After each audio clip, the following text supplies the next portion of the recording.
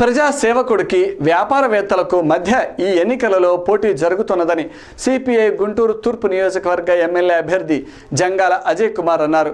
కోట్లాది రూపాయలు పార్టీలకు ఫండులిచ్చి సీట్లు కొనుక్కున్నవారు ఓట్లను కూడా కొనాలని కుయుక్తులు పన్నుతున్నారని ఆయన ఆరోపించారు. ఇటువంటి వారికి రానున్న ఎన్నికలలో ప్రజలు తగిన విధంగా బుద్ధి చెప్పాలని ఆయన పిలుపునిచ్చారు.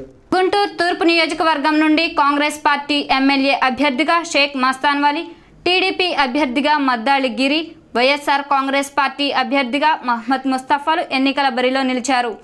వీరితో పాటుగా సిపిఐ నగర కార్యదర్శి జంగాల్ అజయ్ కుమార్ పోటీలో ఉన్నారు. సిపిఐ నాయకులు, కార్యకర్తలు వెంటరాగా వార్డులలో ఆయన తనదైన శైలిలో ప్రచారం నిర్వహిస్తున్నారు.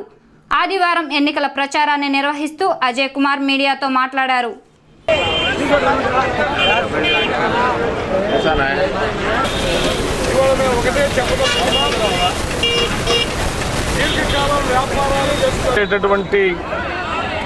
అభ్యర్థిగా ప్రజల ఆదరాభిమానాలతోటి కమ్యూనిస్ట్ పార్టీ అభ్యర్థిగా ముందుకు సాగుతూ ఉన్నాం.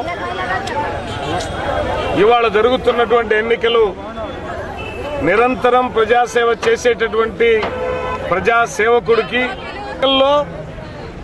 కమ్యూనిస్ట్ పార్టీ నిర్వహించినటువంటి అనేక ఉద్యమాలు మమ్మల్ని ముందుకు నడిపిస్తూ ఉన్నాయి. ఆస్తి పన్ను పెంపుదలకు వ్యతిరేకంగా జరిగినటువంటి ఉద్యమం మమ్మల్ని ముందుకు నడిపిస్తూ ఉన్నది. నగరంలో తీవ్రంగా ఉన్నటువంటి తాగునీటి ఇబ్బంది, కలుషితమైనటువంటి నీటి బెడద, దోమకాటు, ఇలాంటి అనేక సమస్యల మీద మేము అనేక సందర్భాల్లో నిర్వహించిన పోరాటాలు మాకు ప్రజలే చెప్తూ మమ్మల్ని ముందుకు నడిపిస్తూ ఉన్నారు. అందువల్ల ఇవాళ నగర అభివృద్ధి కోసం నిరంతరం పోరాడినటువంటి ఒక ప్రజా సైనికుడిగా ఓటడిగేటటువంటి హక్కు నాకు కమ్యూనిస్ట్ పార్టీకి మాత్రమే ఉంది తప్ప, అందువల్ల ఖచ్చితంగా తూర్పు నియోజకవర్గంలో నిరంతరం ప్రజలతో మమేకమై పనిచేస్తున్నటువంటి నన్ను గెలిపిస్తారనేటటువంటి ఆత్మవిశ్వాసంతో ముందుకు సాగుతూ ఉన్నాం.